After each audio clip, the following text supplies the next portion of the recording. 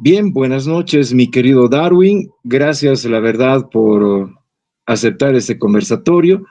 Y primero dar las gracias también a toda la gente que se va conectando a este conversatorio que tiene que ver precisamente con un ensayo que propició, bueno, que un ensayo que fue congratulado con el primer premio que organizó el gobierno departamental de Santa Cruz.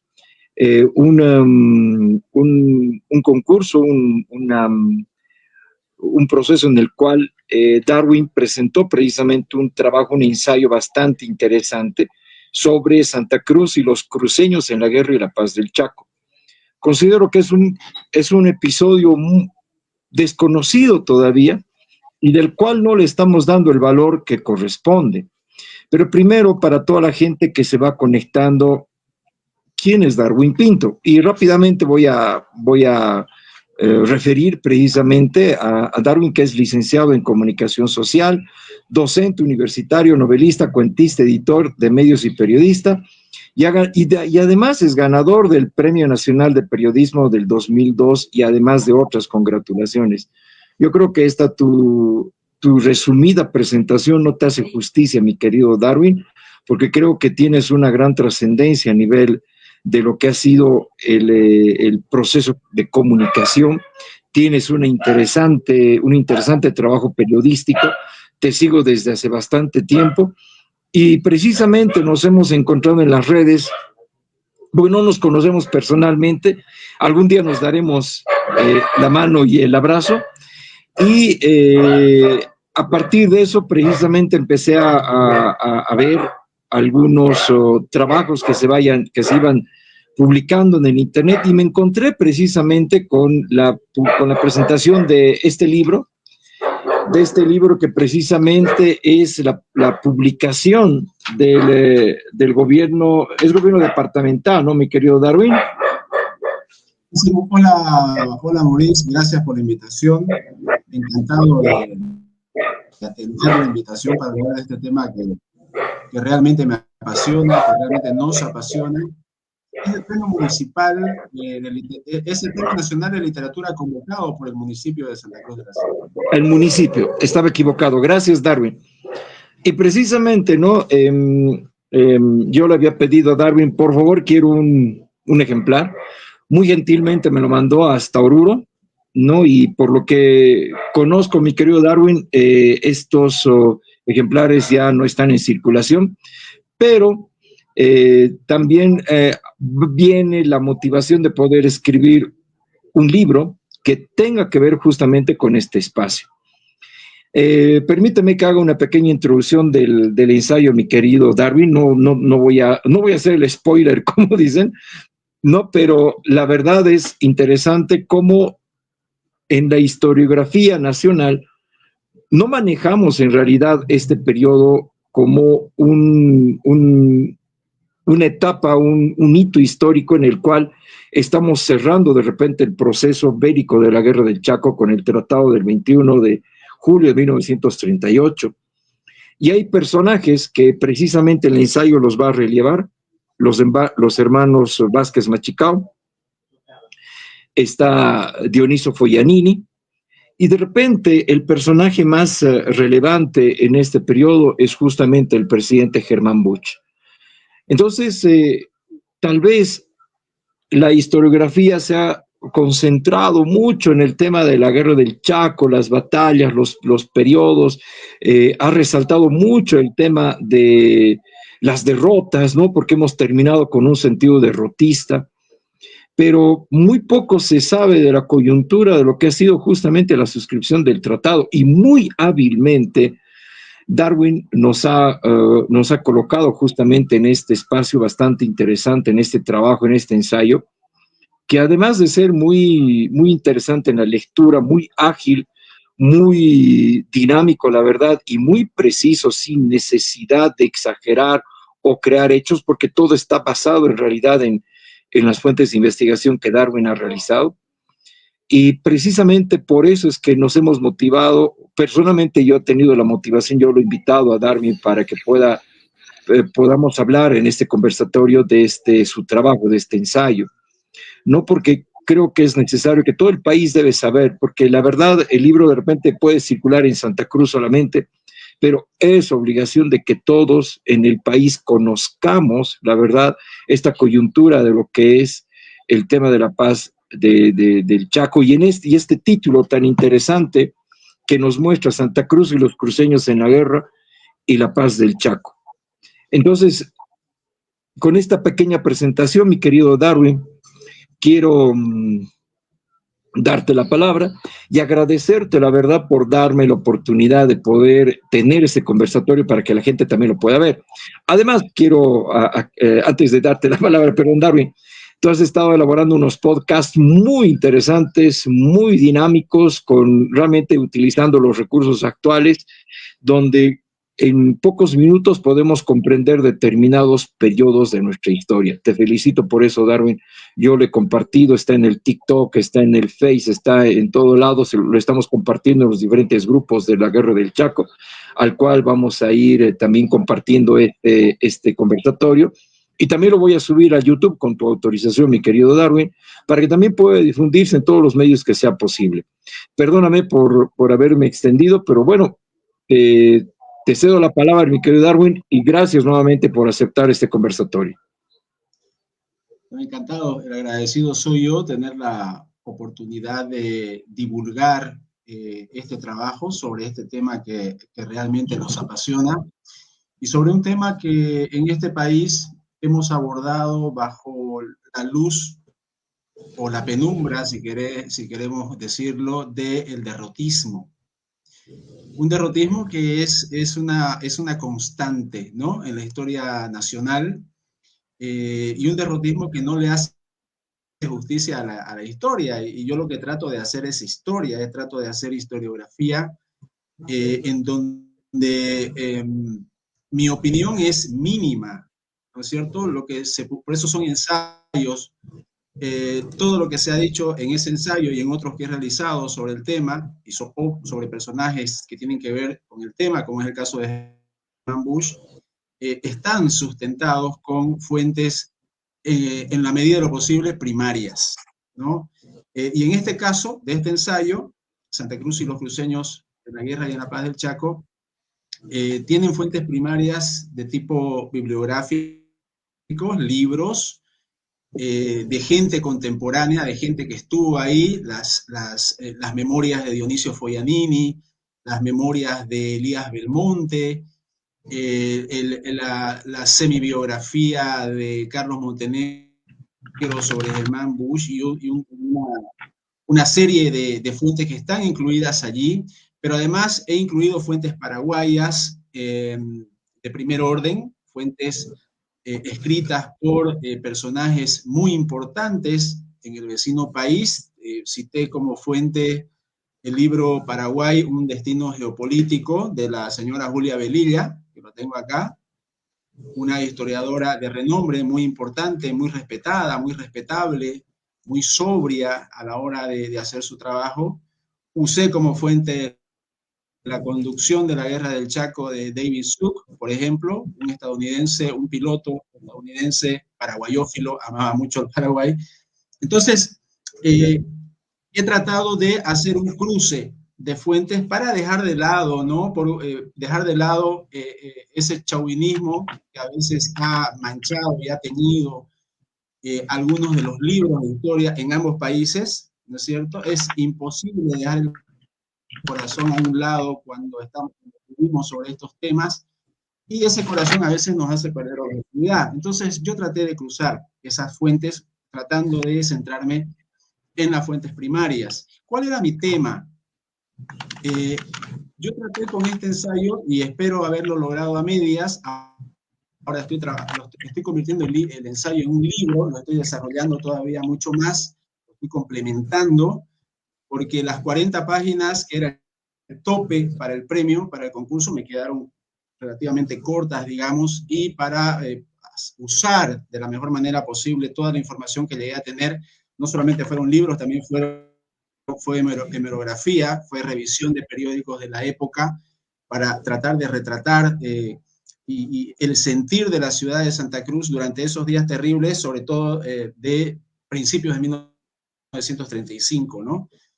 Entonces, lo que busqué fue llenar un vacío que yo como aficionado a la historia había encontrado en esta afición, justamente en este disfrutar, ¿no?, de la historia de este país, y era que se sabía muy poco de cómo había vivido el departamento de Santa Cruz en general y la ciudad de Santa Cruz de la Sierra en particular, la Guerra del Chaco. Tomando en cuenta que las batallas se libraron, hubo batallas en la última etapa de la guerra, cuando ya hay esta invasión paraguaya al territorio claramente boliviano, un momento en el que la guerra de reivindicación que había iniciado el Paraguay al principio con respecto al Chaco se transforma en una guerra de conquista en el momento en que tratan de tomar Camiri, cruzan el Parapetí, toman Charagua y, según yo lo coloco en el ensayo, porque las fuentes lo dicen, estaba en los planes de el futuro mariscal Estigarribia de llegar a Santa Cruz, ¿no? Entonces yo decía, ¿y por qué no hay obras dentro de la amplia historiografía boliviana dedicada a la Guerra del Chaco? ¿Por qué no hay obras que me hablen de ese momento, cómo vivió Santa Cruz la guerra, pero además qué papel tuvieron los cruceños en obtener la paz, en lograr la paz? ¿De cómo se me ocurre esto? O sea, ¿de dónde me sale esto? ¿Y qué tienen que ver los cruceños en todo esto? Bueno, el presidente Bush, Germán Bush, es cruceño de nacimiento. Él nace en San Javier. Elaboré otro ensayo sobre el origen de Bush, que se publicó en una revista indexada, porque había un cierto dilema, un cierto debate sobre el origen de Germán Bush. Bueno, Bush era presidente de origen cruceño, nacido en San Javier, y durante su gobierno es que Bolivia logra una paz, firmar un tratado de paz el 21 de julio de 1938. Ayer se cumplió otro aniversario de ese tratado de paz, muy ventajoso y muy honorable para Bolivia, ¿no? Yo no estoy de acuerdo cuando escucho a algunos historiadores o aficionados a la historia en este país, cuando ellos hablan sobre la catástrofe de la Guerra del Chaco, ¿no? No creo que se haya tratado de una catástrofe, y eso lo averigüé haciendo este trabajo, ¿no?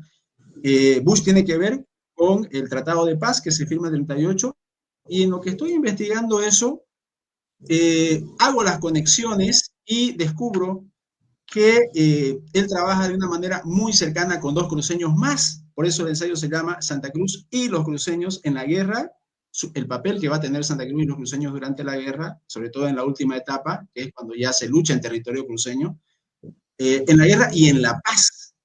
Y en ese objetivo, en ese trabajo muy inteligente y muy audaz del presidente Bush, a Bush se lo ha querido ningunear de muchas maneras a través del tiempo. Su memoria y su obra trató de ocultarse, porque la historia nosotros quisiéramos que fueran solamente los hechos, pero también hay relatos que se incluyen en la historia, y a veces los relatos distorsionan los hechos para favorecer alguna agenda particular, ¿cierto? Y la estrategia que va a utilizar Bush es fantástica, es una combinación entre táctica militar y diplomacia, ¿no? Yo lo llamo la diplomacia armada, porque desde el momento en que Bush se hace cargo del gobierno boliviano, el año 37, él va a tomar la dirección personal de las relaciones exteriores de Bolivia. Sí hay un canciller, por supuesto, hay legaciones funcionando, pero él pide ser él se abroga para él, además del cargo de presidente, el encargarse de manera personal de las relaciones exteriores y en particular encargarse de la solución de este asunto del Chaco que se viene arrastrando desde 1935. En junio del 35 se da el cese de hostilidades, Argentina interviene, para en seco la ofensiva boliviana. Por eso es que yo digo, no estoy de acuerdo con aquello de que el desastre, por supuesto, se retrocedió bastante, no podemos decir que nos había ido bien en el transcurso de la guerra, pero por lo menos en 1935 estaba en curso una gran ofensiva boliviana en la que por primera vez se había llamado a armas, se había convocado a todos los hombres en edad de combatir. Durante los dos llamados anteriores en el gobierno de Salamanca, el llamado había sido lo que se dice a cuentagotas. Se convocaban generaciones solamente porque Salamanca siempre estaba con un ojo mirando el tema de la economía del país. Pero cuando asume Tejada Solzano, después del Corralito de Villamontes en noviembre del 34, en vez de ponerse a discutir con los militares, que era un poco la costumbre de Salamanca, lo que hace es tratar de darle todo lo que necesitan los militares, y entre darle ese todo es levantar un tercer ejército con casi la totalidad de hombres en edad de combatir, con lo cual Bolivia se encontraba en una ofensiva que venía desde Santa Cruz, Beni, Santa Cruz, Cochabamba, desde el norte venía bajando eso con fuerza. De ahí es que se recupera Charagua, de ahí es que Paraguay pasa de vuelta hacia el sur, el río Parapetí. Paraguay no logra tomar Camiri, y hay una serie de reveses paraguayos en donde Bolivia está en plena ofensiva. Es el momento cuando Argentina va a intervenir y va a convocar o va a imponer ese armisticio. Uno puede preguntarse qué poder tenía Argentina para imponer estas cosas. Para dimensionar lo que era la Argentina de ese tiempo, y era una potencia mundial. Argentina no solo era una potencia mundial, mundial, y si iba a la guerra, pues hasta ahí tenía que ir.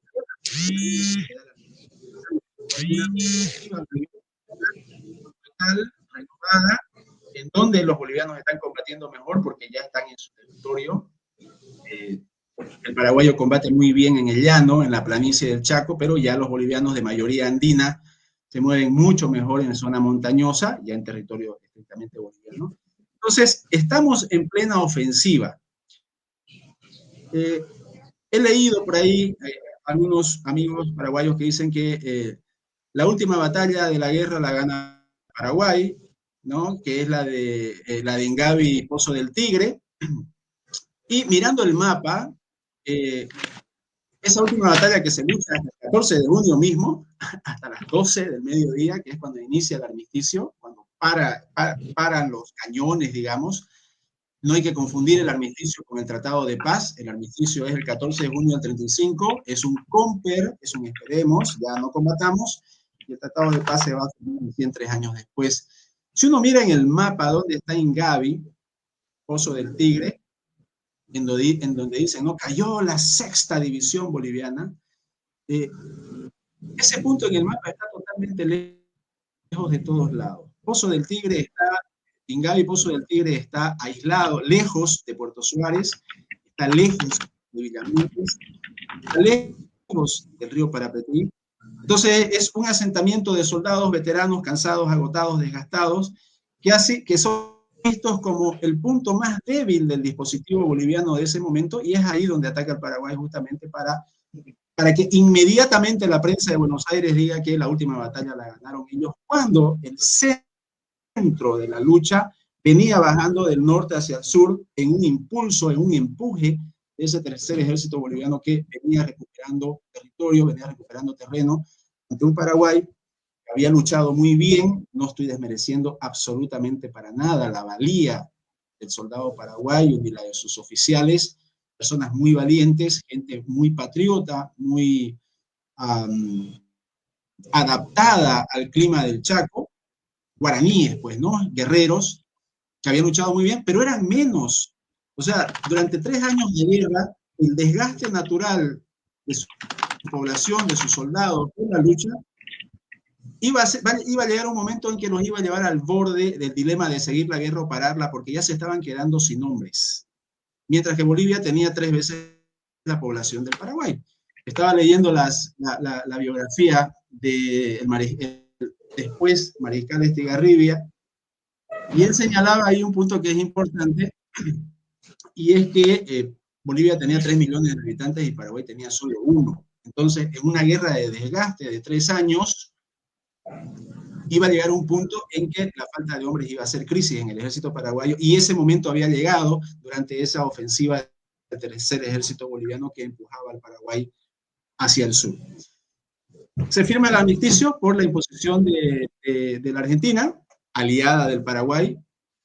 Hay que decir que Argentina fue un país aliado del Paraguay, le facilitó armamentos. Yo encontré en periódicos, en el periódico El Oriente, por si alguien lo quiere consultar en San Pedro, el periódico El Oriente de abril del año 35, una nota de un periodista que dice que en Charagua, que es una población civil y ha sido bombardeada por el ejército paraguayo, la población civil, hay presencia militar, pero es Charagua, es un pueblo, es una población civil, no tenía que ser un objetivo militar, que encuentran ahí bombas de la aviación paraguaya que no explotaron y eran bombas argentinas, por ejemplo.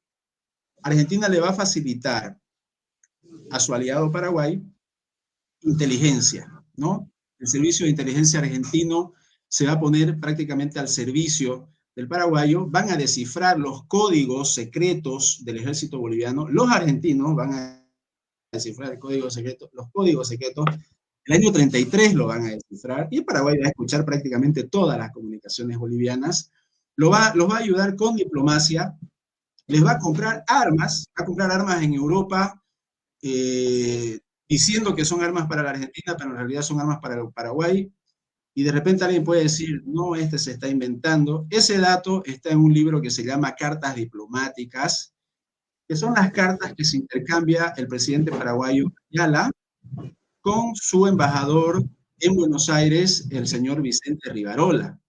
Y ahí se hablan de todos estos acuerdos, del compromiso argentino que le dice el gobierno argentino le dice al embajador Rivarola que Argentina no va a permitir que Paraguay salga mal librado en su guerra con Bolivia, y evidentemente con el paso del tiempo lo va a cumplir.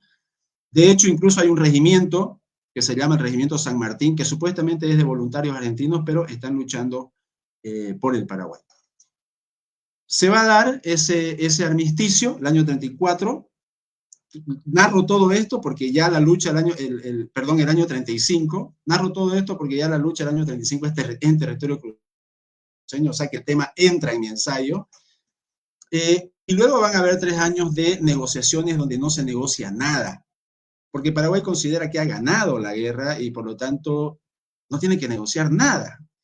Y apuesta un poco al hartazgo de Bolivia para que Bolivia, en su impotencia y en su cansancio, de un momento a otro diga, bueno, no podemos obligarlo a Paraguay a negociar nada, así que nos retiramos y que ahí quede.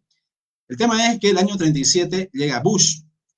El cese de hostilidades se ha dado el 35, es gobernante de Bolivia Tejada Solzano, lo hacen renunciar a Tejada Solzano, asume David Toro, lo hacen renunciar a David Toro, asume Germán Bush, y Bush es un hombre profundamente pragmático. Algunos consideraban ese pragmatismo como un rasgo de su salvajismo selvático amazónico, digamos, pero en su pragmatismo él va a tratar y eventualmente va a conseguir que Paraguay sí negocie. ¿Qué es lo que hace?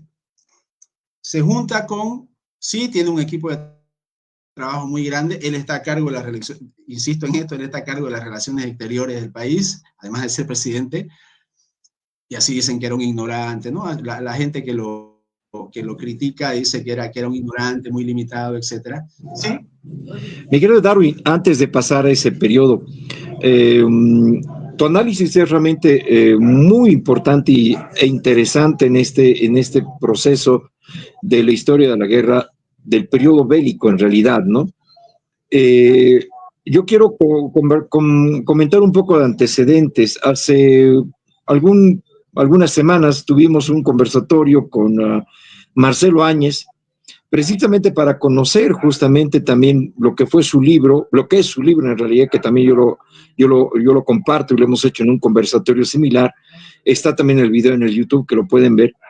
Y ahí hablábamos primero yo quisiera que también podamos entender esa relación que había en el periodo de la Triple Alianza con Asunción,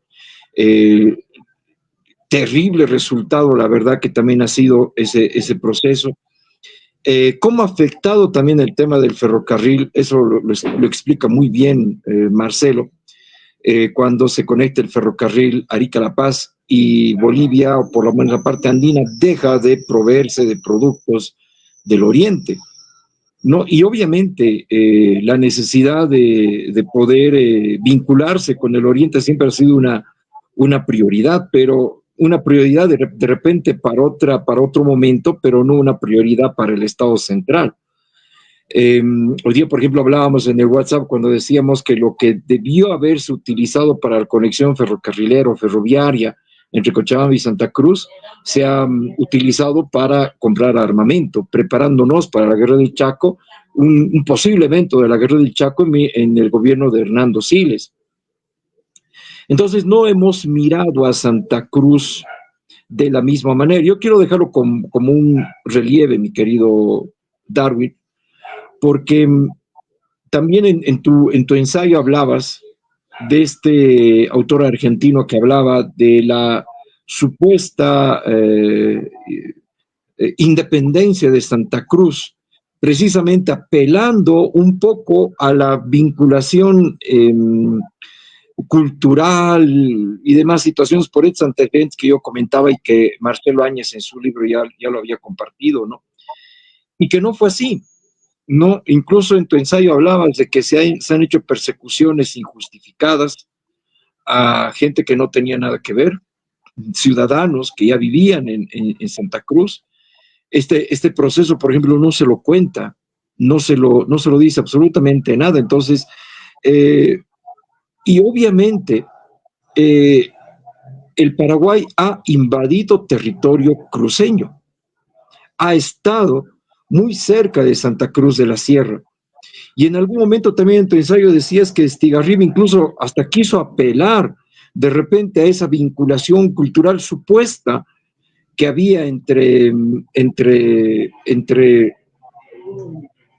Santa Cruz y posiblemente Asunción, pero que al final no se dio porque más allá de eso, pese al, no sé si decir maltrato o indiferencia o postergación que ha tenido el Estado boliviano con Santa Cruz, aún así se ha sentido muy boliviano y aún así ha peleado en su propio territorio en este periodo tan importante y tan complicado como ha sido la guerra del Chaco, particularmente en ese último, entre 1934 y también 1935. Yo quiero dejarlo como relieve, mi querido Darwin, porque es necesario decirlo, ¿no?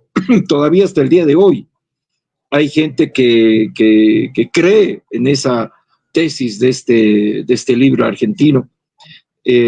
Y obviamente no solamente gente nuestra, gente de afuera que considera que en realidad Santa Cruz debería incluso ser una provincia paraguaya. Lo vi en un foro paraguayo esto, ¿no? Y realmente me causa mucha gracia, ¿no? Entonces, por eso te interrumpí, mil disculpas, mi querido Darwin, porque quería que un poco también vayamos ahondando en este periodo que me parece importante relevarlo, ¿no? Porque es una parte de la historia, vuelvo a decir, que no la conocemos. Roberto Querejasú Mazamaclay lo comenta, pero no hemos tenido una profundidad como realmente tú la has puesto primero en el ensayo que nos está dando en realidad luces para poder entender ese contexto tan importante. Y lo más interesante es tu fuente hemerográfica, ¿no? Porque todos los periódicos de la época realmente son fuentes primarias de lo que ha sucedido en la guerra en ese periodo.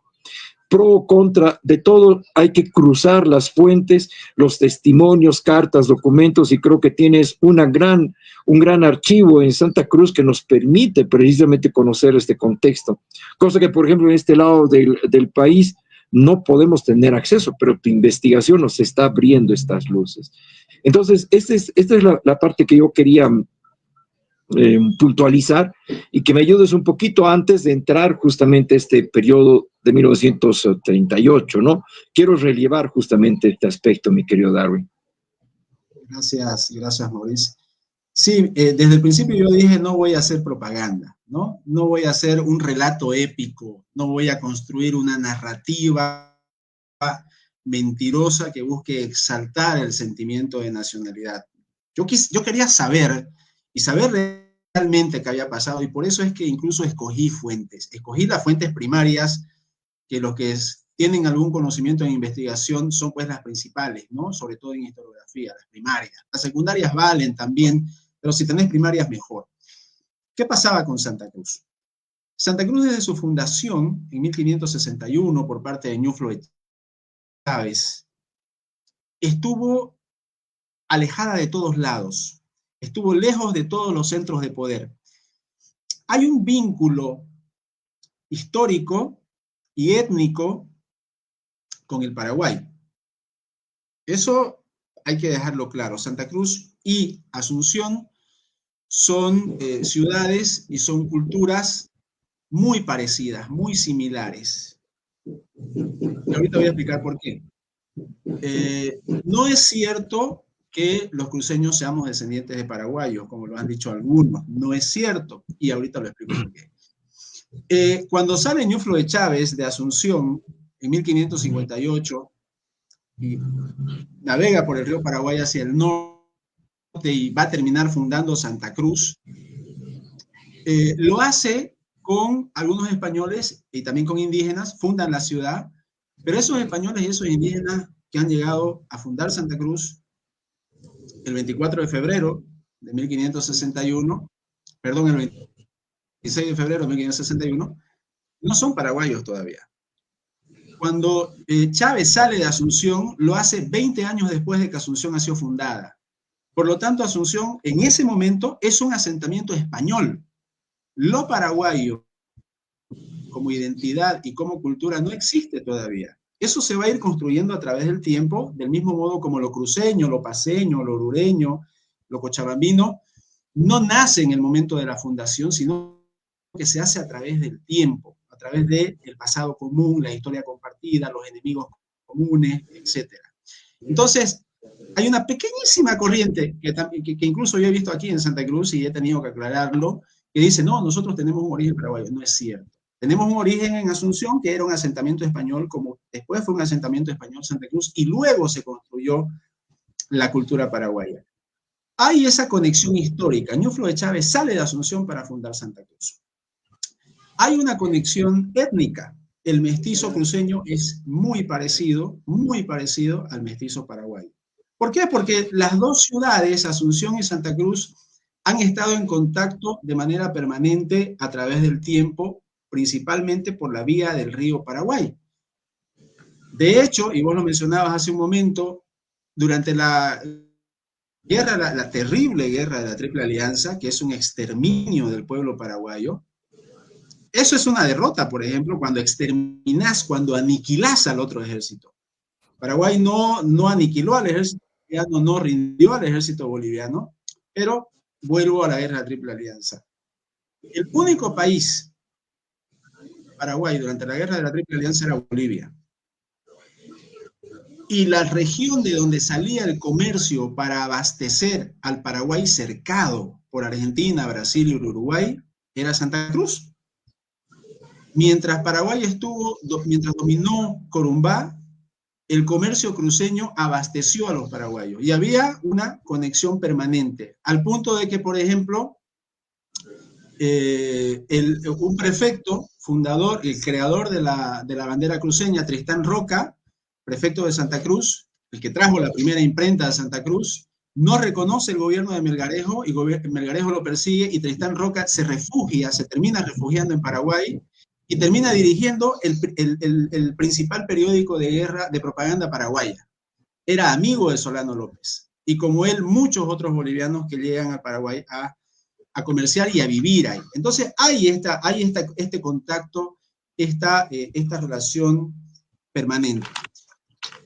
Santa Cruz, como dije al principio, siempre se llevó mal con los centros de poder porque la dejaron abandonada, ¿no? No quiero sonar victimista ni pobrecito, pero la distancia hacía que el centro de poder, llámese primero Asunción, que Ñuflo de Chávez corta con Asunción de inmediato cuando crea esta nueva gobernación que se va a llamar Santa Cruz, llámese Lima, está lejos, y aunque Charcas luego va a estar más cerca, lo que hoy es Sucre, De todas maneras, siempre está la cordillera esta que estaba habitada por chiriguanos y hacía que sea muy difícil el contacto entre esta ciudad llanera amazónica, platense, porque Santa Cruz está dentro de la cuenca del Plata. Nosotros no somos, obviamente, no somos andinos, somos platenses, estamos relacionados con la cuenca del Plata. El español cruceño es muy parecido, tiene muchas palabras en común con el español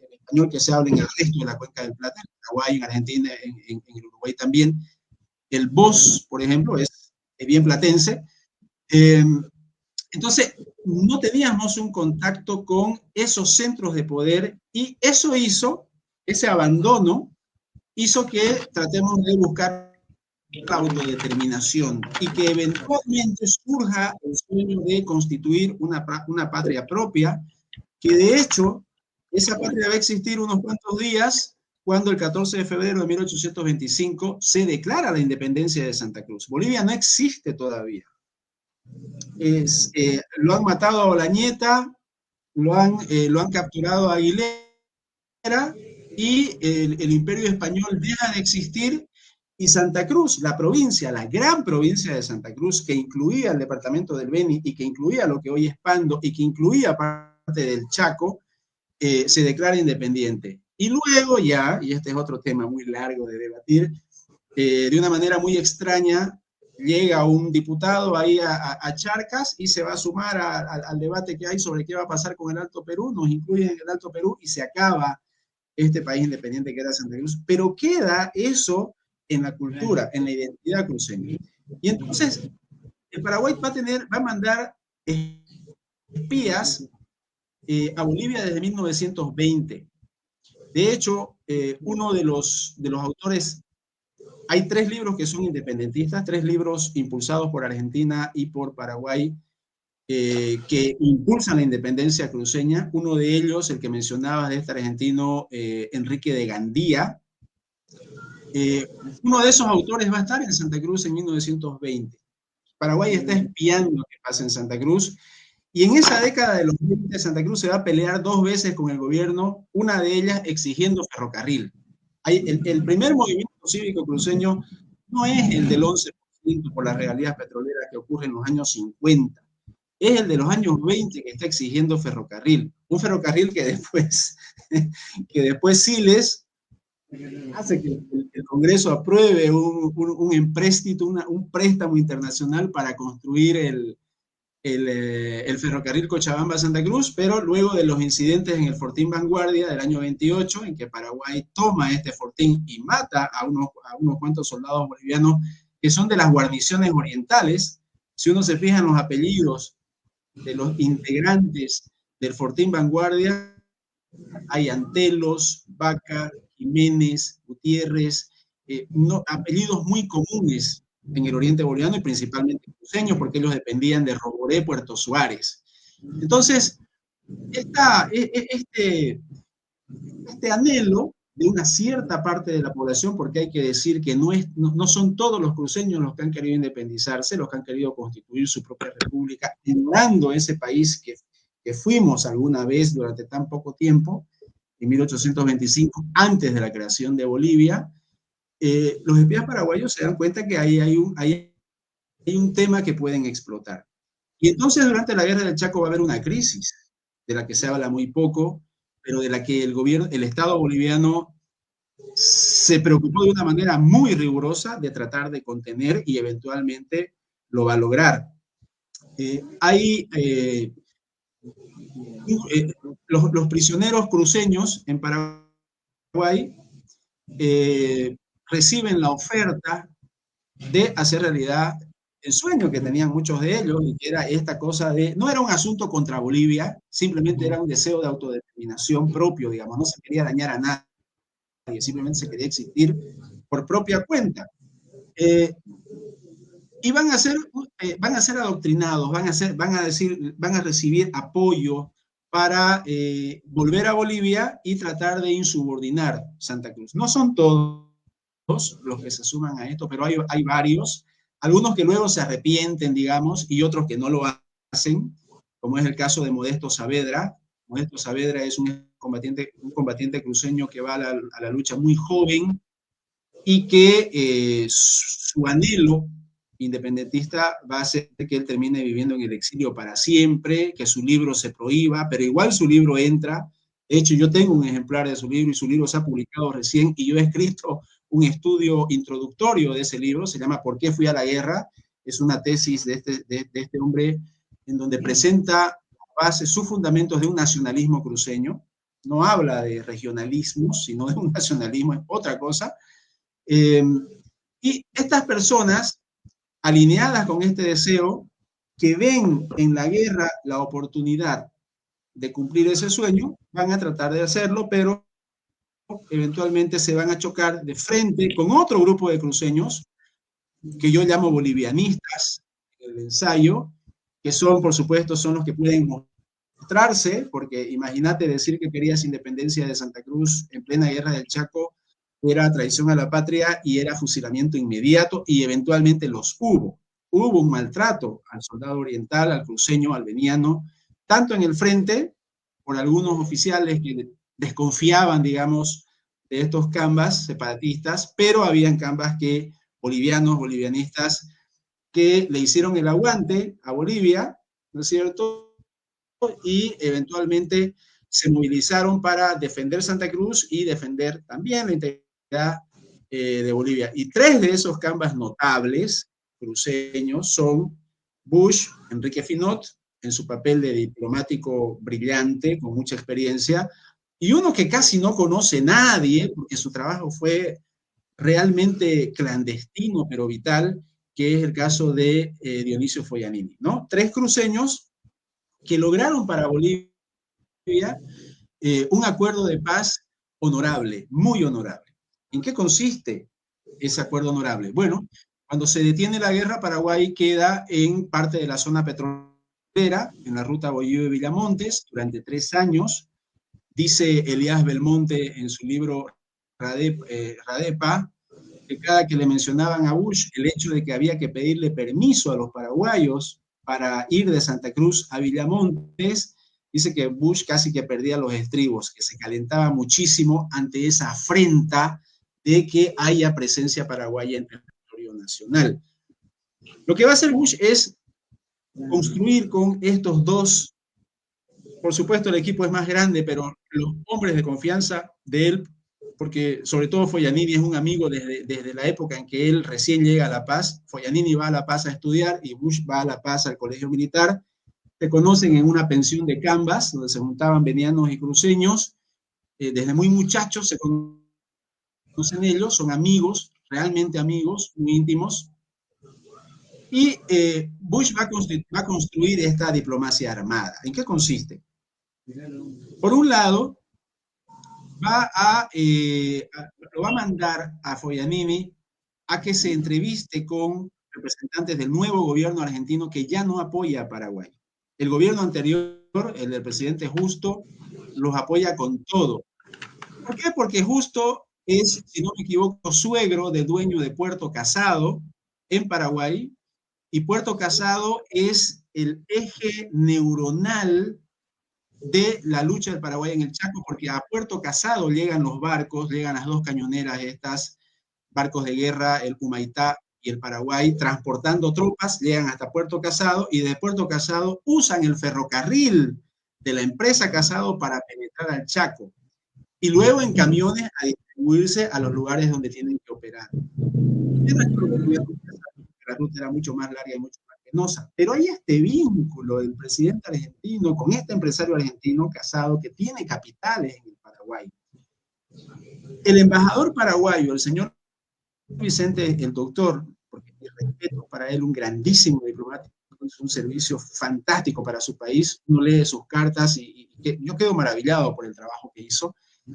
Vicente Rivarola era yerno del comandante argentino en Salta, y este comandante argentino controlaba de manera permanente cuánto pasaba de la tropa boliviana hacia el Chaco e informaba a Buenos Aires y de Buenos Aires a Asunción diciéndole cuál era el número aproximado de las tropas bolivianas que iban a entrar. O sea, el nexo era enorme. Cuando cambia el gobierno y este presidente justo sale y entra el presidente Ortiz, Ortiz está harto de esto, son 6 años, 3 años de guerra caliente y 3 años de guerra fría, Argentina al medio, es una papa caliente que le estorba y la quiere terminar pronto. Ortiz dice, ya no los vamos a sentar a los bolivianos y a los paraguayos en la misma mesa de negociaciones porque se odian, porque no se podía llegar a ningún acuerdo, era tal la animadversión en esas mesas que la propuesta del nuevo presidente de Ortiz es negociar por separado. Esto ya lo habían intentado los neutrales. Un grupito se había ido a Asunción, otro grupito se había venido a La Paz para ver qué quería cada uno y ver cómo congeniaban, digamos, los intereses ahí. Los neutrales no pudieron llegar a ningún acuerdo porque todavía era presidente justo y Paraguay se sentía muy cómodo con el presidente argentino de su lado. Cuando cambia ese gobierno y entra Ortiz, Ortiz manda a su cancillería para que de una manera clandestina, o sea, manda a vicecancilleres a reunirse en secreto, primero con Bolivia, y le dicen a Bolivia, bueno, Bolivia, ¿qué querés? Y en esas reuniones clandestinas, el representante de Bolivia es Foyanini, Dionisio Foyanini, y con él va Elías Belmonte. ¿Cómo me entero yo de todo esto? Y se puede enterar cualquiera de todo esto. Bueno, no lo cuenta Foyanini en sus memorias, se llama Misión Cumplida, las memorias de Foyanini. El que lo cuenta todo, con un grado de detalle fantástico y con el agravante, voy a decir, de que es testigo directo de estas negociaciones, es Elías Belmonte.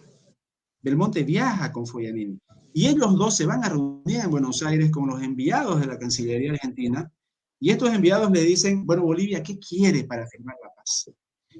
Y Bolivia dice, nosotros para firmar la paz queremos dos cosas. Que el Paraguay se retire de la ruta Bollivia-Villamontes, Foyanini, presidente de Yacimientos Petrolíferos Fiscales Bolivianos recién fundado, ingeniero en minas, sabía que esa zona era riquísima en petróleo, le había dicho a Bush que era importante, sí o sí tenía que recuperarse para Bolivia. Bolivia pide que se vaya a Paraguay de la ruta Bolivia-Villamontes para retomar la zona petrolera, y luego en una reunión posterior, en el ensayo lo detallo, digamos, de una manera un poquito más graciosa, porque tiene cierta tensión y cierta gracia. Luego pide que Paraguay devuelva este triángulo sobre estos 48 kilómetros de ribera sobre el río Paraguay, que hoy se llama el Triángulo Foyanini. Los argentinos son convencidos y son traídos, digamos, al bando boliviano en este pedido, en el momento en que Foyanini agita la carta del petróleo. Foyanini es presidente de Yacimiento, tiene toda la información del petróleo que hay en la zona de Yacuiba, por ejemplo, frontera con Argentina, y les desliza la posibilidad de que Bolivia les asegure la dotación de petróleo en caso de que Argentina lo vaya a necesitar. Entonces, ahí ya hay un interés argentino. Si antes Argentina tenía intereses económicos en el Paraguay por el tema de las tierras, el sembradío de árboles para el camino, esta sustancia que servía para curtir el cuero, pues ahora los intereses argentinos con el nuevo gobierno cambian al petróleo y para Argentina va a llevar este pedido, esta exigencia, este ultimátum, porque Bush les dice, si no aceptan esas dos cosas, retirarse de la zona petrolera y devolver este triángulo, estos 48 kilómetros de soberanía sobre el río Paraguay que nos permite salir al Atlántico, vamos a reiniciar la guerra. ¿Por qué lo llamo diplomacia armada? Porque esa es la parte diplomática, aunque clandestina, es diplomática. Se está proponiendo algo. La parte armada tiene que ver ya con una actitud táctica, estratégica, innata en Herman Bush.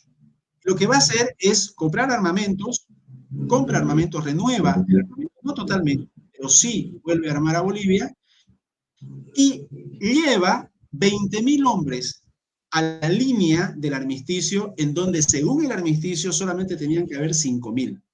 O sea, Bush de manera deliberada, aunque era el menos guerrista de todos, el embajador estadounidense Spruill Braden, que estaba en la mesa de negociaciones, en un cable cifrado que manda a su gobierno, después de visitar La Paz y de reunirse con Bush, dice, Bush es el menos guerrista de todos. Bush era el que menos quería reiniciar la guerra. El guerrista era el ministro de Defensa, Olmos. Bush era el que menos quería reiniciar la guerra, pero era una carta a la que él no iba a renunciar si le servía esa carta para que haya una paz honrosa, honorable para Bolivia. Y para Bush, la paz honrosa y honorable era que Paraguay se retire de la zona petrolera y que devuelva el triángulo. Bush 9 hombres, 20.000, o sea, está hablando en serio. Si no se acepta eso, va a reiniciar la guerra. De hecho, Enrique Finot, representante boliviano en la mesa de negociaciones, se levanta de la mesa de negociaciones y dice que Bolivia va a exigir el derecho al Chaco hasta la confluencia del río Pilcomayo y del río Paraguay. O sea, el mismo pedido que se tenía en 1932. O sea, estaban amenazando con volver a foja cero y reiniciar la guerra. Peligroso, peligroso, porque si Paraguay hubiera tenido las condiciones y el apoyo argentino, probablemente hubiera aceptado el reto, pero ya no tenía el apoyo argentino. Además, muchas de las armas paraguayas habían sido vendidas a España, que estaba en su propia guerra civil, y incluso Bolivia les había vendido armas a los españoles.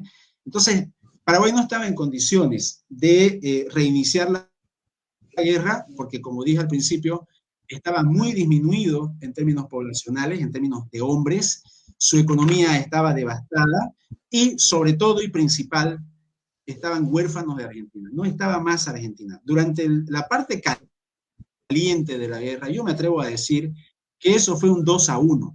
Fue un Paraguay en el campo, con el Regimiento San Martín integrado de argentinos, y el enorme apoyo de esta potencia mundial que era Argentina en ese momento contra Bolivia. Argentina lleva el pedido de Foglianini, que Bush le ha dado las instrucciones, y el Paraguay va a terminar aceptando. El futuro mariscal Estigarribia viene de Washington a Buenos Aires, lo apartan de la mesa de negociaciones al negociador paraguayo hasta ese momento, que era el doctor Zubizarreta, que era alguien inflexible. Ese era el que decía no a todo. 3 años de negociaciones en donde no se negociaba nada porque él decía no a todo.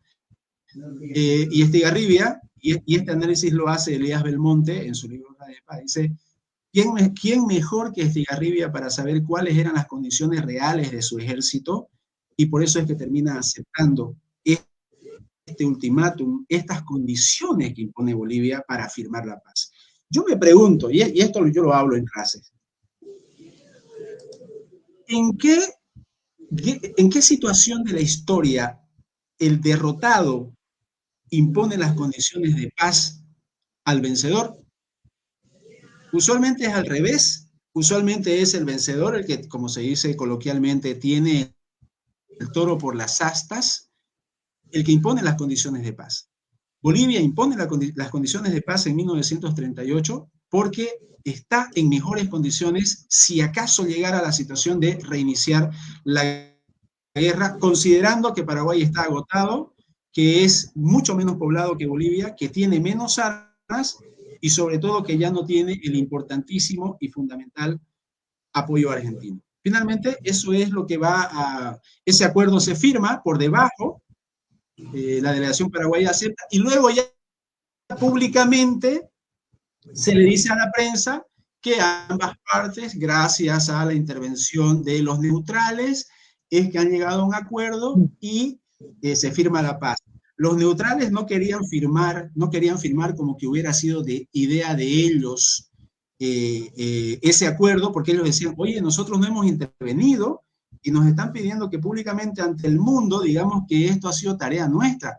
No es ético, decían ellos, ¿cierto? Entonces, ante la posibilidad de que se reinicie la guerra por una cuestión ética de los neutrales, ellos dejan de lado ese escrúpulo y terminan diciéndole al mundo que ese acuerdo se ha llegado gracias a la intermediación de ellos, cuando en realidad ese acuerdo se da por debajo, gracias a la iniciativa del nuevo gobierno argentino, que le pregunta a Bolivia qué quiere y luego le lleva esa propuesta al Paraguay, y Paraguay termina aceptando.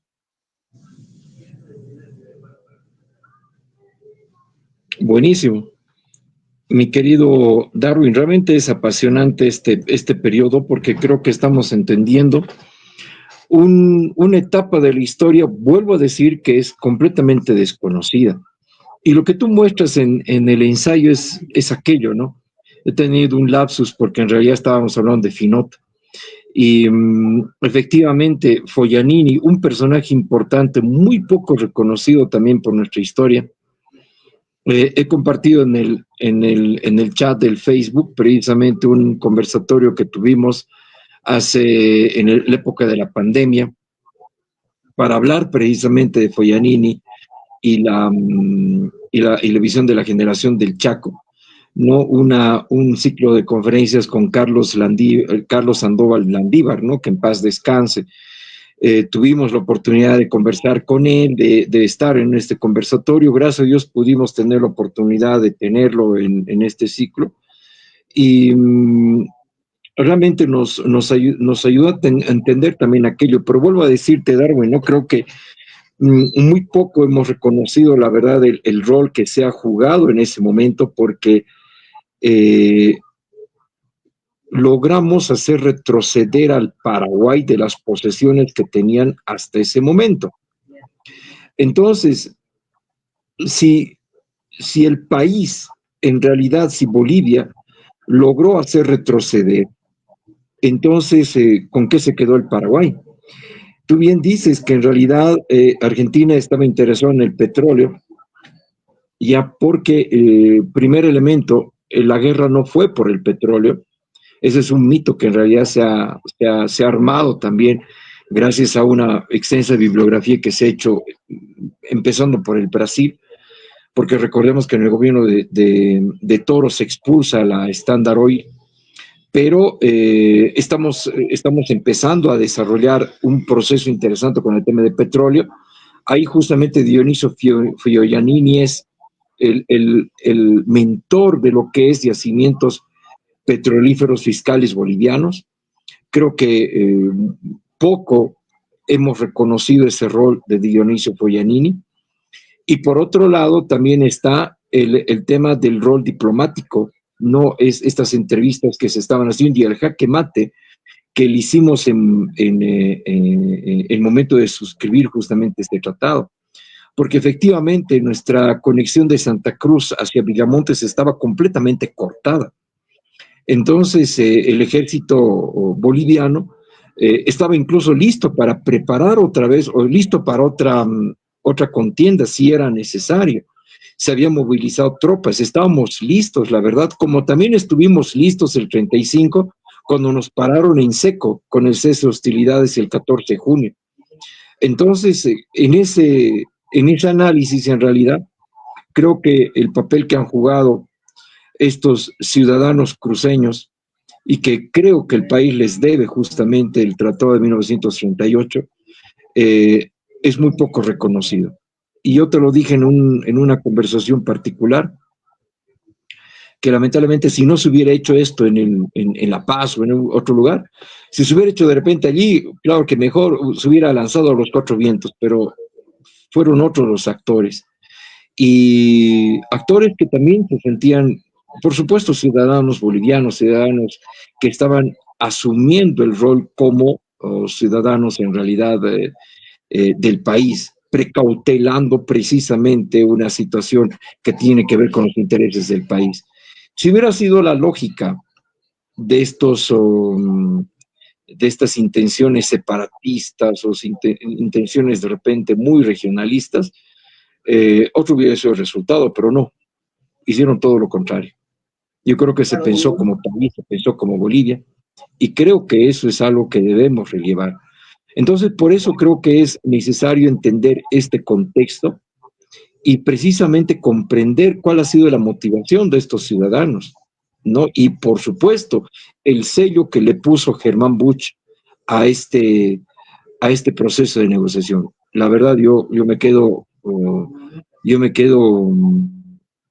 no solo sorprendido, sino también un poco con un sentimiento de ingratitud, tal vez, desde este lado. Por lo menos yo hablo de Oruro, no hablo de otro lado. justamente por estas acciones, porque recordemos que después del cese de hostilidades, el país todavía podía movilizar un ejército, estaban preparados los reclutas para poder salir, estuvieron en el Chaco el 36, justamente decían para recoger muertos, pero en realidad era para establecer nuestra soberanía y todavía estar preparados por si se iba a romper la frágil paz que se había dado justamente después de 1935. Entonces, el país estaba en condiciones, la verdad. Y con lo que sucede el año 38 hay una nueva amenaza, pero con un escenario diferente. Vuelvo a decir, y te lo ratifico, Argentina ya no tenía interés en apoyar al Paraguay. Y creo que ese es el fundamento con el cual Paraguay tiene que retirarse de repente de cualquier situación de ambición posiblemente a nivel territorial y tiene que retroceder en sus posesiones territoriales que tenía en ese momento en Bolivia. Sobre esa coyuntura, sobre esa situación. Perdón, David, adelante. Claro, es que para el Paraguay una cosa era la guerra teniendo a la Argentina de su lado y otra cosa era una guerra sin Argentina de su lado.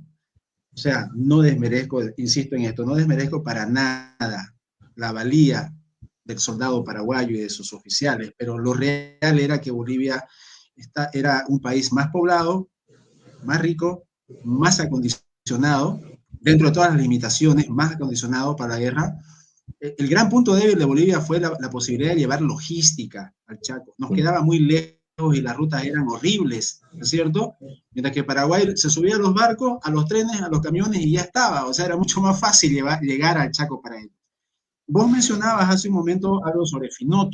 Yo hablaba de estos tres Cambas notables. El trabajo de Finot fue un trabajo de diplomacia oficial. Mientras Foglianini hizo el trabajo clandestino, extraoficial, el del lobby por abajo, lo que logró Foglianini por abajo lo oficializó Finot y luego firmó, porque el tratado de paz lleva dos firmas por parte de Bolivia, lleva la firma del embajador boliviano, en este caso de Finot, representante boliviano en la mesa de negociaciones, Enrique Finot, lleva también la firma del embajador Díaz de Medina, ¿no es cierto? Entonces, Finot era la cara oficial dentro de esta diplomacia armada. Finot era la cara oficial, Foglianini era el operador extraoficial y Bush era la voluntad, era la fuerza, era la energía que estaba detrás, tomando las decisiones que nadie más podía tomar en ese momento. Mencionabas también de que hubo un retroceso por parte del Paraguay, a ellos les cuesta aceptar que retrocedieron, y yo debo precisar que retrocedieron dos veces. Hubo un primer retroceso durante el final de la Guerra Caliente, en 1935, cuando son sacados de Charagua, cuando son expulsados del río Parapetí, que para ellos es su frontera natural en el norte, son expulsados hacia el sur, son rechazados de Camiri, antes habían sido tremendamente golpeados en Villamontes. Hay un retroceso ahí cuando se para la guerra, y es por eso que se para la guerra, porque se están retrocediendo. Mencionan esta batalla de Ingavi y Pozo del Tigre, pero ese es un punto aislado. El centro de gravedad de la lucha está ocurriendo, viene del norte hacia el sur con este tercer ejército boliviano que los está empujando de nuevo. Paraguay está agotado, está exhausto, y es normal que lo haya estado, porque tenían que acabarse en algún momento, eran menos que nosotros. También ahí retroceden la primera vez, y la segunda vez retroceden en el campo diplomático, cuando tienen que irse de la ruta Bolló-Villamontes a cambio de nada, y cuando tienen que devolver el Triángulo Foglianini, el que hoy se llama Triángulo Foglianini, a cargo de nada, a cambio de nada. Leí por ahí algunos que decían que ellos no habían devuelto nada, que ellos no habían devuelto el Triángulo Foglianini porque eso siempre había sido boliviano, porque Brasil se lo había dado a Bolivia y por lo tanto Paraguay no tenía que ocuparlo. Sin embargo, en los hechos, las dos cañoneras, la Humaitá y la Paraguay, gobiernan todo el río Paraguay y arrebatan esos 48 kilómetros. Pero además, en este libro de David Suk, un muy amigo del Paraguay, David Suk habla, cita a Zubizarreta, el negociador boliviano, el negociador paraguayo en la mesa de negociaciones en Buenos Aires, lo cita a Zubizarreta, y Zubizarreta dice que Paraguay nunca va a permitir que Bolivia tenga acceso al río, porque es una cuestión de defensa nacional, la soberanía paraguaya sobre el río, que no va a permitir jamás, y estaba exigiendo ese triángulo. Luego, esta otra autora que es maravillosa, paraguaya también, Julia Velilla, ella dice que esa zona, Corumbá y la parte del triángulo, la venía pidiendo ya Paraguay desde la época del doctor Francia. Desde la época del doctor Francia ya Paraguay le exigía a Brasil que le entregue eso. Con ese contexto, Paraguay no reconocía la propiedad boliviana del Triángulo Foglianini porque argumentaba que lo que había entregado Brasil en 1903 a través del Tratado de Petrópolis era territorio paraguayo. Cuando dicen ahora que eso no estuvo en disputa, que siempre fue boliviano, no es verdadero porque sí había una aspiración y tuvieron que devolverlo para que Bolivia firmara la paz el 21 de julio de 1938. Y lo último, sí, la guerra no fue por el petróleo. ¿Ya? Esa narrativa que incluso a mí me han hecho un desplante en vivo y en directo cuando dije que no era, esa narrativa de la guerra por el petróleo fue una narrativa que vino después, durante el nacionalismo revolucionario. El MNR trataba de construir a este enemigo externo, imperialista, la Standard Oil Company, ¿no es cierto? Y dice que la guerra fue por el petróleo. No es cierto. Terminamos defendiendo el petróleo a lo último porque los paraguayos habían llegado al norte hasta la zona petrolera y tocó defender esa zona. Nosotros fuimos a la guerra por agua. Nosotros fuimos a la guerra buscando sitios para instalar puertos adecuados sobre el río Paraguay, de modo que podamos salir de manera soberana nuevamente a un océano, en este caso el Atlántico.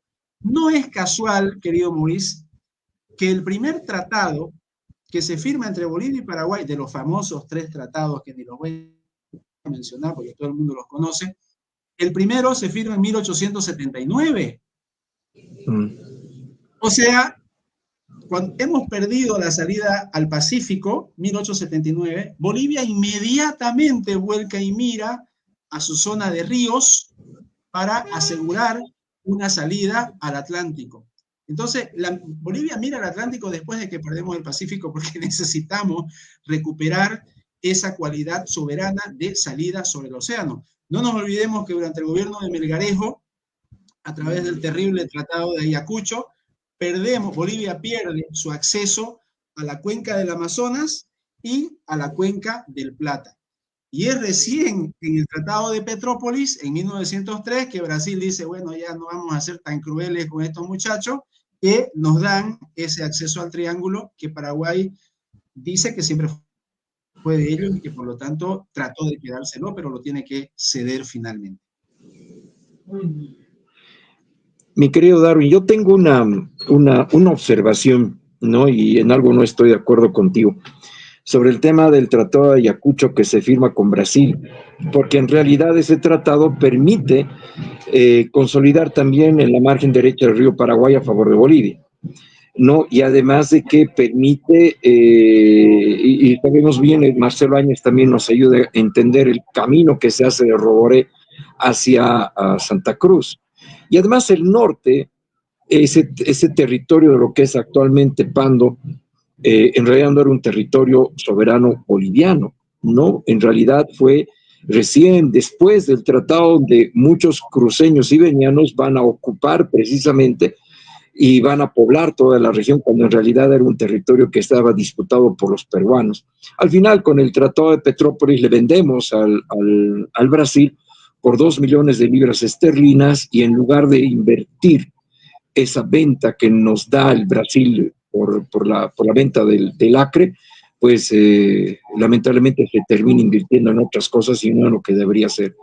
El Brasil cumple su compromiso de construir el ferrocarril a Mamoré, pero no termina en realidad Bolivia de cumplir el compromiso que era conectar ese ferrocarril, porque las prioridades en ese momento se convierten en otras, ¿no? Pero creo que este es un tema que realmente a mí me encanta, Yo tengo un trabajo sobre el tema del Acre, por eso también lo digo y lo defiendo, la verdad, porque creo que muy poco se ha estudiado este tema, muy poco, y tienes toda la razón, porque cuando Bolivia ve el peligro del tema del Pacífico, empieza a ver el otro lado. Por eso viene la expedición Campos en 1883, ¿no? Y obviamente a partir de ahí empezamos a tener, a ver el Chaco como una región que no la conocíamos, no sabíamos ni siquiera dónde era. Los mapas eran muy confusos porque mostraban soberanía hasta lo que es la estribación, lo que es el río Paraguay y el Pilcomayo, pero no teníamos en realidad una soberanía legal porque ningún tratado nos había consolidado nuestra propiedad en esa región. Y el Paraguay, por su parte, también tenía pretensiones hasta más allá del Aguarahue. Entonces, considero que nuestro país en realidad empezó a ver, y a partir del siglo XX, hoy día lo veíamos también, de que empieza a fundar fortines, el Paraguay hace lo mismo, y solamente necesitábamos una pequeña chispa, y la primera chispa fue justamente el Fortín Vanguardia, justamente en el territorio que el Paraguay consideraba que era su territorio. No nos cedió el Triángulo Foyanini, de ninguna manera. El Triángulo Foyanini fue siempre del país. Entonces se consolida con el tratado y al final de cuentas, cuando se produce el tema de la guerra, el Paraguay en ningún momento vuelve a pretender la ocupación del Fortín Vanguardia en el norte y nos concentramos en el centro, Toledo, Boquerón, Nanao, Alihuatá, que es simplemente el espacio donde se genera la mayor fuerza bélica. Incluso cuando el Paraguay pisa territorio boliviano, pisa territorio cruceño, tampoco ve el Triángulo Foyanini como una prioridad y es más, ni siquiera lo considera dentro de la parte estratégica. Entonces, lo que sucede, perdón dale, que te corte. Dale. Bolivia entregó el río Paraguay desde el día 1 de la guerra. No tenías una lancha en el río Paraguay. Salamanca con lanza, todo el tiempo trataban de mover a las tropas por el lado de Puerto Suárez, llevar la guerra cerca del río, y el mando militar le decía que no teníamos con qué pelear ahí. O sea, Paraguay de facto, desde el inicio de la guerra, se enseñoreó del río, de la ribera que era de ellos y de la ribera que era nuestra por el Tratado de Petrópolis. Por eso es que te digo que se lo apropió y citándolo a Zubizarreta, cuando dice que juró, él llegó a jurar, el Paraguay jura de que Bolivia no va a tener acceso, porque ellos de facto habían tomado ya el triángulo y nosotros no teníamos con qué enfrentar la artillería monstruosa que tenían esas dos cañoneras. De hecho era tan los cañones que incluso ellos pensaron desmontar esos cañones para llevarlos al asedio de Villamontes, ¿no es cierto?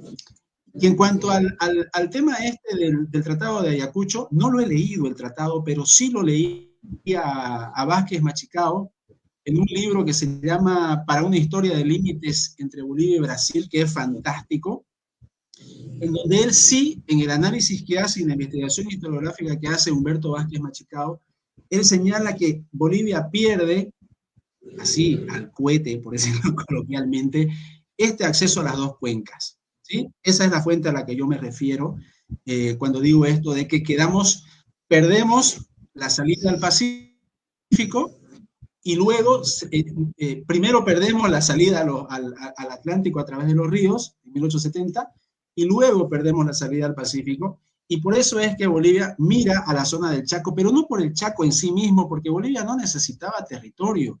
Siempre hemos sido un país enorme con muy poca población. Paraguay sí necesitaba territorio. Paraguay necesitaba asegurar tierras luego de haber sido despojado vilmente por la Triple Alianza. Ellos sí querían territorio. Nosotros nos importaba el Chaco porque en la orilla del Chaco estaba el río Paraguay. Y en la zona del Triángulo Foyanini, esto lo ha dicho todo el mundo, donde está Puerto Bulla ahorita, es una zona anegadiza, pantanosa, difícil de construir un puerto de la envergadura que se tenía, que se proyectaba en ese momento, y por eso era necesario, por ejemplo, una zona como Bahía Negra, ¿no? Que fue una aspiración, hasta el último momento Bolivia aspiró a recibir Bahía Negra, que Bahía Negra había sido boliviana, ¿no? Había sido fundada por bolivianos, se llamaba Puerto Pacheco, fue tomada en 1888 por los paraguayos, por la vía de la fuerza la toman.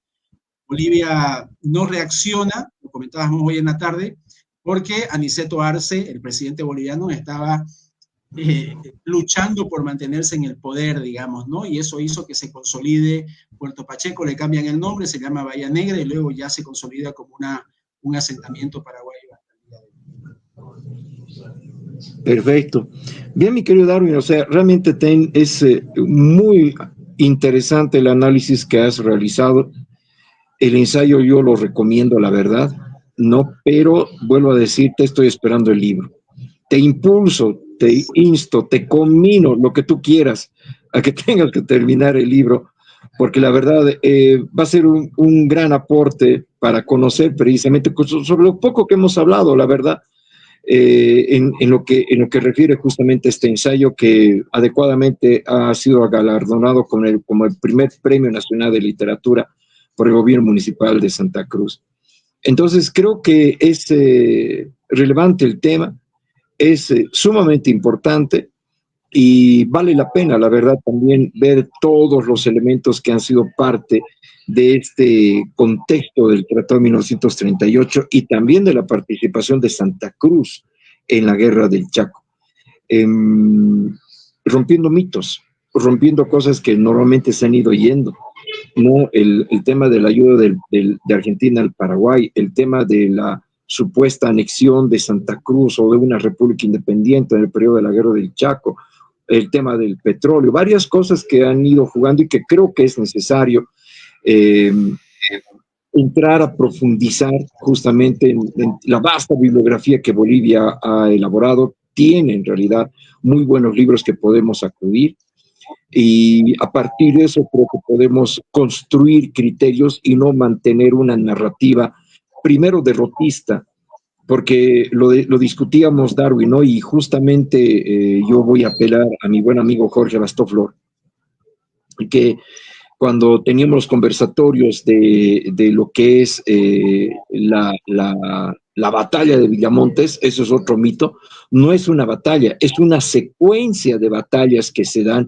en enero hasta junio de 1935, y obviamente es una secuencia de victorias que se dan, ¿no? Y lamentablemente el Paraguay no ha mantenido las estadísticas, pero los informes y reportes que tenemos que están publicados en Benjamín Vicuña, Aquiles Vergara Vicuña, mejor dicho, el general chileno asimilado en el ejército boliviano, en el tomo 7, en realidad ahí vemos cómo los partes de los militares van contando muertos por cientos de parte de los paraguayos porque están alejados de sus centros de abastecimiento. Lo que es Pozo el Tigre, lo que es Singavia, en realidad es un hecho aislado. Y creo que las guerras no se las gana por solamente la cantidad de muertos, fallecidos, prisioneros. No se gana por eso una guerra, sino se gana precisamente por haber consolidado los procesos estratégicos. Y creo que eso se consolida, uno, con lo que ha sido la gran contraofensiva que hemos tenido de Villamontes, incluso con lo que ha sido la contraofensiva del Parapetí, y también lo que ha sido el Tratado de 1938. Logramos nuestro objetivo. Y creo que el mantener la idea del derrotismo del país en la Guerra del Chaco es lo que nos ha calado muy hondo en las generaciones, porque es realmente increíble cómo nuestra autoestima está tan vilipendiada que es fácil manejar y manipular la conciencia de los jóvenes, decir que tú eres un perdedor. Y por eso tenemos que cambiar la narrativa y cambiar la lógica para decir que realmente hemos ganado esta guerra. Y esta guerra la debemos precisamente a hombres como Dionisio Foglianini, Finot y por supuesto Germán Buch. Creo que ese es el proceso conclusivo que yo saco de este tu ensayo, de este conversatorio también, porque considero que más allá de hacer homenajes, creo que también tenemos que saber que le debemos la victoria a ciertos personajes. Si Villamontes le debemos a Bilbao Rioja, el tema de la paz del Chaco se lo debemos también a Foyanini, a Finot y por supuesto a Germán Buch. Creo que ese es, desde mi punto de vista muy personal, que nos permite en realidad entender este contexto. Esto te lo digo de repente para cerrar este conversatorio que tenemos ahora, mi querido Darwin. No sé si coincides conmigo. Coincido. Desde el nivel del Estado, a través del tiempo, siempre cuando nos enseñan historia, nos enseñan la parte más triste, ¿no? Como si hubiera un deseo de romper el corazón de los peladitos de 5 o 6 años. Me acuerdo la primera vez que vi el mapa desmembrado, así, dije, por Dios, ¿en serio? Y dejan de lado situaciones en las que hemos salido victoriosos, ¿no? Las campañas de Andrés de Santa Cruz sobre el Perú, Pau Carpata, por ejemplo, ¿no? Que ni siquiera se combatió, simplemente se lo mandó de vuelta a los chilenos otra vez, las campañas contra Rosas en Argentina, que fueron victorias bolivianas, dentro de la misma guerra del Chaco, ¿no? Nadie habla de kilómetro 7, nadie habla de Cañada Estronges, se habla muy poco de Miramontes, nadie habla de la recuperación del Parapetí. Creo yo, ¿sabes? Que los dos países salieron con una tajada que los dejó medianamente satisfechos. Paraguay se quedó con el 75% del territorio en disputa. No es que alguien ganó o perdió, eso estaba en disputa, ¿no? Bolivia decía, es nuestro por el uti possidetis juris, ¿no? Lo hemos heredado por la Real Audiencia de Charcas, esto era jurisdicción de la Audiencia de Charcas, por lo tanto es nuestro. Paraguay argumentaba el uti possidetis de facto, no, es mío porque yo lo he ocupado, ¿no es cierto? Ambos criterios, hasta donde sé, válidos en el derecho internacional, pero totalmente irreconciliables. Se quedó con un 75% del territorio en disputa. El Paraguay necesitaba territorio. Para que un país exista, necesita población, necesita leyes propias y necesita territorio. Y sin el Chaco, Paraguay hubiera quedado reducido a un territorio muy, muy pequeño, acaso inviable por su extensión. Y en el caso boliviano, pues mantuvimos la salida al río Paraguay, que fue la causa por la que vamos a la guerra, y sobre todo supimos defender, el país supo defender con mucho coraje, con mucha decisión, con mucho valor, esta zona importantísima como la zona petrolera, ¿no? Ahí en el libro de David Suk, que si lo puedes conseguir, te lo recomiendo, La conducción de la guerra del Chaco, es perspectiva paraguaya, por si acaso, yo los leo a todos. Suk, me lo imagino a Suk jalándose los pelos en una parte donde dice, después de Campovía, después del Carmen, después de esa cantidad de prisioneros bolivianos que agarra Paraguay, ese país no se rinde, ¿no? Entonces a mí se me enciende un foco y digo, claro, nadie toma en cuenta la increíble voluntad de lucha que presentó este país, pese a la cantidad de situaciones adversas que tuvo que enfrentar en el campo de batalla. Un campo de batalla para el que el soldado boliviano no estaba preparado, era en su gran mayoría andino, que por primera vez le picaba un mosquito, por primera vez estaba arriba de los 30 grados, etc. Sufría una barbaridad, y sin embargo, esa voluntad de no rendirse, porque como dije al principio, en la Primera Guerra Mundial, Alemania pierde la guerra porque se rinde oficialmente. Bolivia no se rinde. En la Segunda Guerra Mundial, Alemania pierde la guerra porque los aniquilan. Bolivia no es aniquilada, es más, está en plena ofensiva. Entonces, y además impone las condiciones de paz, ¿no es cierto? Entonces, en ese contexto, es incorrecto decir que fuimos derrotados, es incorrecto decir que se perdió la guerra. Se perdió una parte del territorio en disputa, pero el objetivo estratégico, que era la salida al río, esa se mantuvo, y el otro objetivo estratégico que no estaba pensado al principio, pero que surgió después, fue retener para Bolivia la riqueza petrolera que mucho bien nos hizo después, sobre todo a Santa Cruz, con el tema de las petroleras.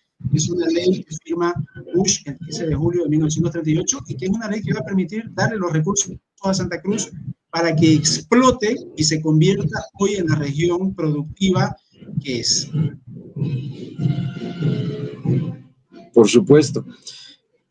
Creo que lo último que dices, mi querido Darwin, es con algo que me quedo. El ganador impone las reglas para la paz. Y obviamente, después del cese de hostilidades, como dijo justamente Saavedra Lama, sin vencedores ni vencidos, pero en 1938 tuvimos oportunidad de imponer la paz, porque estuvimos así de cerca de iniciar nuevamente el conflicto. Y obviamente tuvimos la oportunidad de imponer la paz porque obligamos al Paraguay a retroceder. O sea, así es. Creo que eso nos da la conclusión de que realmente Bolivia puede considerarse como el país victorioso de la guerra del Chaco. Yo voy a tomar la palabra de mi buen amigo Jorge Bastoflor.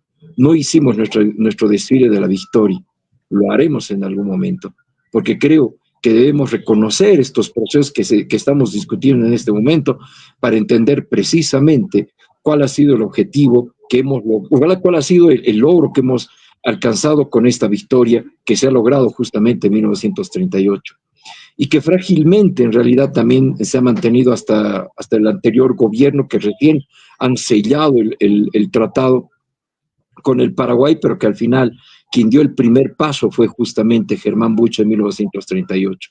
Creo que eso es lo más relevante, mi querido Darwin. Nos estás dando en realidad luces para eso, por eso insto a que tengas que terminar el libro.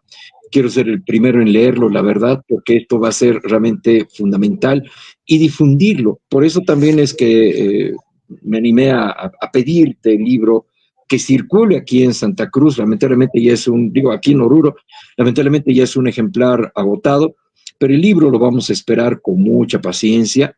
El libro es algo que va a quedar en las bibliotecas y debe quedar en las bibliotecas, y creo que tenemos que traer la narrativa de Santa Cruz a este lado del país y también que se quede en el centro del país, en los valles, porque tenemos que empezar a entender la historia de otra manera con los actores que realmente han sido parte de este contexto, ¿no? Y por eso, mi querido Darwin, yo te agradezco mucho, la verdad, ha sido realmente muy bueno tener este conversatorio, tener la oportunidad de leer tu ensayo. Me dejó realmente muy, muy conforme, muy bien, no lo discuto, y más bien, por supuesto, me obliga a poder entender mucho más en el contexto de lo que ha sido 1938 y la participación de los cruceños en la guerra del Chaco. Quiero aprovechar, mi querido Darwin, de leer algunos comentarios que han llegado aquí al Facebook. Primero se conectó Diego Arredondo, te manda saludos. Buenas tardes, Darwin, qué bueno que se continúe conversando de tu ensayo. Un saludo a Diego Arredondo. También a Eric Portillo, un gran amigo de La Paz. Buenas noches, saludos a todos. Y él mismo nos dice que Solano López rechazó el apoyo boliviano en la guerra de la Triple Alianza. Yo creo que hablar de la Triple Alianza es otro tema que lo vamos a poder discutir también en otro momento, porque es un tema que Bolivia necesita comprender y entender cuál fue el rol de Bolivia en la guerra de la Triple Alianza.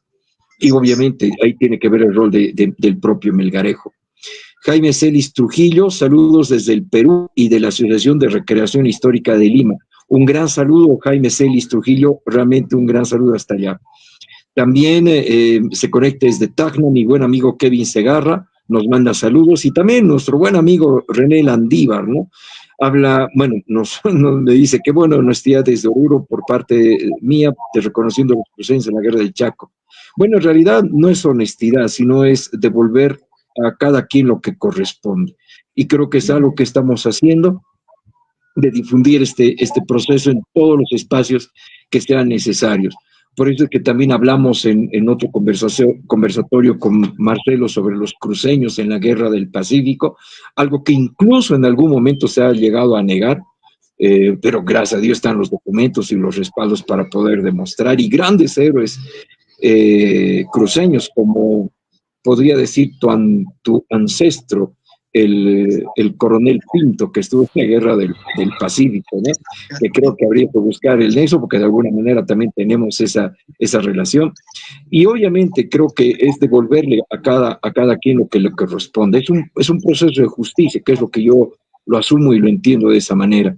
Mi querido Darwin, te agradezco mucho, la verdad, que hayas aceptado este conversatorio y esperemos que tengamos otra oportunidad de hablar de otro tema también que nos vincula. Yo te sigo permanentemente en tus posteos y nuestras conversaciones en el WhatsApp son realmente muy amenas, ¿no? Como estamos hablando en este momento, pero yo la verdad aprecio mucho tu amistad, aprecio mucho la oportunidad que me das también de poder vincular a través de las redes contigo, ¿no? Yo te soy muy agradecido.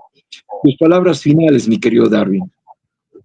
El agradecido soy yo, querido Maurice. Este tema, la historia de este país me apasiona desde toda la vida, desde siempre, y poder encontrar espacios donde uno puede divulgar estas cosas, porque sabes que hay públicos distintos, ¿no? Los ensayos, por ejemplo, tienen un público académico generalmente, pero este tipo de encuentros sirven para poderlo divulgar, digamos, a la población en general. Temas que es necesario repensar. Yo creo que toda la historia que nos han contado en este país, tenemos que repensarla, tenemos que dudar de ella, porque si uno escarba un poquito más allá de los textos oficiales o de los relatos oficiales, te encontrás con cosas que son increíbles y que si no te movías para buscarlo, no lo ibas a encontrar. Por ejemplo, este asunto de el rol de estos 3 cruceños notables en favor de Bolivia, ¿no es cierto? Que no lo sabía nadie, porque como lo mencionábamos en la tarde, en Bolivia la política es sinónimo de enconos, es sinónimo de odios. Entonces, cuando lo matan a Bush, tratan de borrar absolutamente todo lo que hizo este hombre, y entre esas cosas borran, por supuesto, su papel en haber logrado estas condiciones de paz honorables para el país, ¿no? A lo mucho se dice que de la paz del Chaco incluso yo he llegado a leer en publicaciones culturales que decían que la paz del Chaco se logró en el gobierno de Tejada Solórzano. La paz, no el armisticio, que eso fue lo que se logró en el gobierno de Tejada Solórzano. Entonces, yo me rasgo los pelos y digo, qué maravilla que haya en estos espacios. Por eso es que tengo habilitado ese podcast en mi canal de YouTube, Darwin Pinto Cascán. Pueden verlo, están invitados. Te he pasado en PDF el ensayo por si alguien te lo pide y puede leerlo, el ensayo puro y duro, digamos. Ya el libro va a salir después mucho más desarrollado. Y yo encantado de poder compartir con vos, sos un gran amigo. Y hablar de estos temas, pues realmente es un asunto fascinante para mí y seguramente, eso espero, también para los que nos han visto y nos han escuchado. Excelente, querido Darwin. Yo estoy gestionando, la verdad, la oportunidad de tener un encuentro con investigadores del país sobre el tema de la guerra del Chaco. Quería hacerlo en junio, no se me dio porque estoy lamentablemente con varias gestiones y esperemos que pronto podamos tenerte aquí en Oruro para que nos puedas compartir de manera presencial con un público que realmente también esté interesado en esto. Quiero que también venga gente de Tarija, que venga gente del Beni, de conocer la hazaña de los benianos o lo que fueron los del territorio nacional de colonias, ¿no? Que vinieron desde el norte a la guerra del Chaco. Creo que todos estos elementos hay que comprenderlos. El rol que nosotros tenemos desde Oruro, uno de los departamentos que más reclutas ha aportado a la guerra, justamente por la densidad poblacional que teníamos en ese momento. Entonces, creo que esa es parte de la historia que tenemos que comprender. Quiero cerrar esto con saludos a Rosalena Novillo, que se ha conectado, una gran investigadora. Estuvimos con ella en el encuentro de historiadores en Sucre hace una semana. Un gran saludo, Rosalena Novillo, también allá en Cochabamba. Y bueno, este conversatorio debía haber sido ayer, conmemorando el 21 de julio, pero te pedí postergarlo un día más porque ayer tuvimos el concierto de homenaje de la Orquesta Sinfónica de Oruro por el tema de la Guerra del Chaco, ¿no? Que también lo he subido a YouTube y también lo pueden ver en mi canal. Este conversatorio, si tú me lo permites, lo voy a subir también al YouTube para que también la gente pueda verlo el momento que sea necesario, porque también el público de YouTube también es otro. Este va a estar anclado aquí en el Facebook mientras sea posible. Y bueno, agradecer a ti, Darwin, agradecer a toda la gente que se ha conectado, agradecer también los aportes y cerremos este proceso para decir, mi querido Darwin, que Bolivia ganó la guerra del Chaco. Muchas gracias, querido Darwin. Que así sea, querido. Un abrazo grande. Hasta la próxima. Hasta la próxima.